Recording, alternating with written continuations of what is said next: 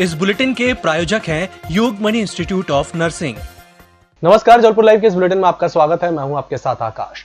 जबलपुर जिले में पिछली रात 15 वर्षीय किशोरी की बहादुरी ने बुरी नीयत के साथ झाड़ियों में खींच ले गए मनचले को भागने पर मजबूर कर दिया। किशोरी ने पूरी ताकत से मुंह दबाए आरोपी से खुद को छुड़ाया और फिर दांतों को उसके हाथ में जोर से गड़ा दिया। चीख के साथ आरोपी को मौके से भागना पड़ा। हड़बड़ी में उसका मोबाइल भी मौके पर छूट गया। किशोरी के शोर मचाने पर राहगीर भी पहुंच गए। किशोरी ने खुद को तो बचा लिया, लेकिन धनवंतरी नगर चौकी पहुंची के स्टाफ का रवैया शर्मसार कर देने वाला निकला। महिला स्टाफ न होने का हवाला देते हुए वे 2.5 घंटे तक एफआईआर दर्ज करने से टालते रहे। सिस्टर थी वो, तो उसको एक लड़के ने पकड़ा, मुंह बंद किया, तो वहाँ से हम उनको लेके आए यहाँ पर रिपोर्ट लिखाने के लिए। तो यहाँ एक सर ने बोला कि यहाँ लेडीज़ पुलिस है नहीं, तो आप संजीवनी नगर थाना चले जाइए, वहाँ पर आपकी रिपोर्ट लिख जाइए। तो हमने बोला ठीक है। तो वहाँ जाने लगे, तो वहाँ से आधी दूर से लौट के आए, क्योंकि से मैडम भी यहीं आ रही थी। तो यहाँ आके खड़े थे बहुत देर तक, कोई सुनवाई नहीं थी, ना वो बाहर निकल रहे थे ना कुछ। कितनी देर लगभग आप लोगों को यहाँ इंतजार करना पड़ा? रिपोर्ट 2 से 2.5 घंटे तो खड़े थे। भैया भी खड़े थे साथ में। कान्हा के जंगल से भटककर जबलपुर पहुंचे 2 हाथियों में एक आज सुबह 9 बजे बरगी के मुहास में कैनाल के पास मृत मिला। दूसरे हाथी का भी पता नहीं चल रहा है। हाथी की मौत की खबर मिलते ही डीएफओ सहित वन अमला मौके पर पहुंच गया। हाथी की मौत की खबर पूरे क्षेत्र में आग की तरह फैल गई। हजारों की संख्या में ग्रामीण मौके पर पहुंचे।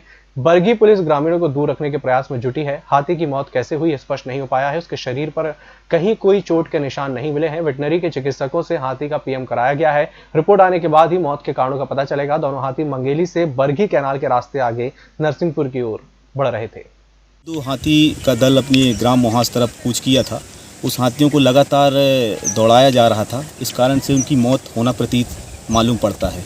ज्ञात हो कि रेंजर डिपार्टमेंट को इसकी सूचना कम से कम 4 से 5 दिन से पहले लग चुकी थी और अनपढ़ अशिक्षित जैसे व्यवहार करके उस हाथी को दौड़ाया गया, जिस कारण से उसकी मौत होना प्रतीत हो रहा है। उनको 2 दिन से हम नज़र रखे हुए थे 24 घंटा, और सुबह सुबह किसी तरह से एक हाथी जो है गिर के जो है मुंह के बल गिरा है और मर गया।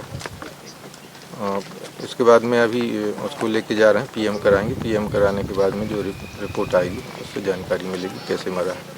राजधानी भोपाल के इकबाल मैदान पर प्रदर्शन कर धार्मिक भावनाएं भड़काने के मामले में फंसे कांग्रेस विधायक आरिफ मसूद को हाईकोर्ट से राहत मिल गई है। उन्हें आज सुबह हाईकोर्ट से अग्रिम जमानत दे दी गई। उनके वकील अजय गुप्ता ने बताया कि हाईकोर्ट ने आदेश जारी कर दिए हैं, जल्द ही आदेश की कॉपी भी मिल जाएगी। तलिया पुलिस ने उन पर धार्मिक भावनाएं भड़काने का मामला दर्ज किया है। इस मामले में 6 लोगों की गिरफ्तारी पहले ही हो चुकी है। सिर्फ मसूद की गिरफ्तारी होना शेष रह गई है। रेलवे ने आगामी 1 दिसंबर से जहां कई ट्रेनों के समय में बदलाव किया है, तो वहीं कुछ अन्य ट्रेनों को चलाने का निर्णय लिया गया है। पश्चिम मध्य रेलवे से चलने वाली कई गाड़ियों का 1 दिसंबर 2020 से समय में बदलाव हो रहा है। तो मुंबई हावड़ा और मुंबई मेल भी इसी तारीख से प्रारंभ हो रही है। रेलवे बोर्ड द्वारा Howrah CSMT Howrah superfast special train को अगले आदेश तक चलाने का निर्णय लिया गया है। यह गाड़ी पूरी तरह आरक्षित रहेगी। दक्षिण पूर्व मध्य रेल के नागपुर मंडल के DRM मनेंद्र उप्पल नैनपुर से गड़ा तक रेल ट्रैक और प्लेटफॉर्म की व्यवस्था का जायजा लेने के लिए जबलपुर पहुंचे। DRM के साथ रेलवे के आला अधिकारी भी आए। रेलवे की टीम ने गौरीघाट और गड़ा रेलवे स्टेशन पर निरीक्षण किया। यहां उन्होंने यात्री सुविधाओं का जायजा लेने के बाद गड़ा स्टेशन में माल गाड़ियों में लोडिंग अनलोडिंग की व्यवस्था का निरीक्षण भी किया। साइडिंग में फैली अव्यवस्था पर DRM ने रोष व्यक्त किया। DRM की टीम गड़ा से गौरीघाट स्टेशन तक स्पेशल ट्रेन से लौटी। इस दौरान DRM ने विंडो इंस्पेक्शन किया। निरीक्षण के दौरान कुछ स्टेशनों में प्लेटफॉर्म का रखरखाव सही तरीके से नहीं होने पर अधिकारियों को डांट लगाई। बुलेटिन में चले छोटे से ब्रेक का, जल्द हाजिर होंगे। Yogmani institute of nursing, Jamdar hospital Jabalpur. Nursing के क्षेत्र में करियर बनाने का सुनहरा अवसर।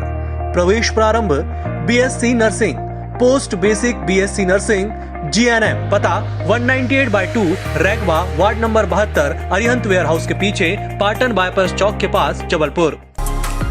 होटल गौरीशी भोपाल शहर के बीचों बीच स्थित ठहरने की सर्व सुविधा युक्त जगह है। Room available in affordable prices और facilities free wifi, AC, TV, parking, security, lift, full sanitized room, toiletry kit. Hotel Gaurishi, hall number 8, Chittor complex, MP Nagar, zone 1, Bhopal.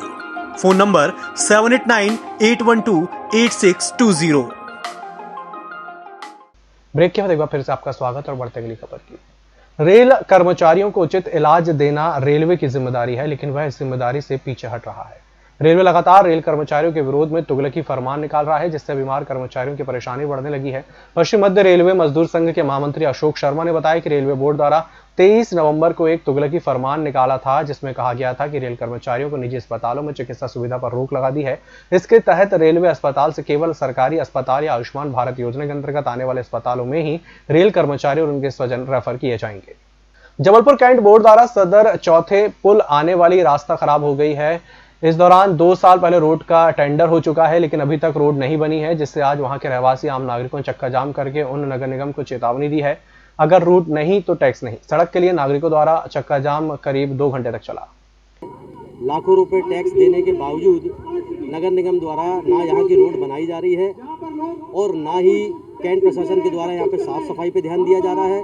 खुले में मांस मछली बिक रही है, बीमारियाँ बढ़ रही हैं, आतंक है यहाँ पर जंगली कुत्तों का, और इस रोड में लाखों हजारों दुर्घटनाएं हो चुकी हैं। बच्चे महिलाएं गिर गिर के कई लोगों को तो अस्पताल में हाथ पांव टूट चुका है। तो हम चाहते हैं कि नगर निगम कमिश्नर महोदय और कैंट प्रशासन सीओ इस पर ध्यान दें, अपना ध्यान आकर्षण दें, और केवल आश्वासन नहीं, पिछले 2 वर्षों से हमें केवल आश्वासन दिया जा रहा है।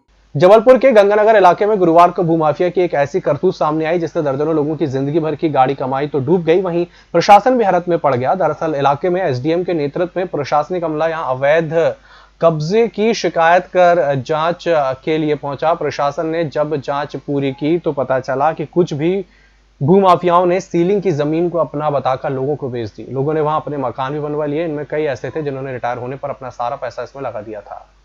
विशेषज्ञों ने जिले में कोरोना की दूसरी लहर में नवंबर के आखिर में संक्रमण बढ़ने की संभावना जताई है। गुरुवार 26 नवंबर को यह संभावना सच होती सी नजर आई। बीते दिन में नए मरीजों की कम संख्या के बाद अब बुधवार की तुलना में इसमें 2 गुना उछाल हुआ। एक दिन में 85 नए संक्रमित मिले। लोगों की लापरवाही अब घातक साबित हो सकती है। निजी अस्पतालों में कई ऐसे मरीज हैं जो गंभीर स्थिति में हैं। जानकार मानते हैं कि गर्मी की तुलना में इस मौसम में वायरस का असर ज्यादा घातक होगा। अब सतर्कता की सख्त आवश्यकता है। यदि इस समय हम सतर्क नहीं रहे तो आगे केस बढ़ने की संभावना रहेगी, क्योंकि ठंड भी बढ़ गया है, बढ़ती जा रही है और लोग एक दूसरे से मिलेंगे। यदि उसमें सावधानी नहीं बरती गई तो ये केसेस और भी बढ़ सकते हैं। इसलिए आवश्यक इस बात की है कि घर से बाहर न निकलें, अति आवश्यक है तभी घर से बाहर निकलें। कोरोना के जो बेसिक नियम हैं, जैसे कि मास्क लगाना, हमने 144 धारा भी धारा 144 भी लागू की है, जिसमें घर से बाहर निकलते ही मास्क लगाना अनिवार्य किया गया है। साथ साथ में 2 गज की दूरी का पालन करना, हाथ सैनिटाइज करना, ये सब बेसिक नियम है, भीड़ का हिस्सा न बनना। इसी प्रकार दुकानदारों के लिए भी हमने गाइडलाइन जारी की है, धारा 144 उस पर भी लागू होती है।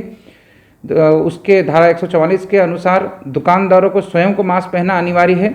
इस बुलेटिन में फिलहाल इतना ही। इसी के साथ मुझे दीजिए इजाजत। नमस्कार।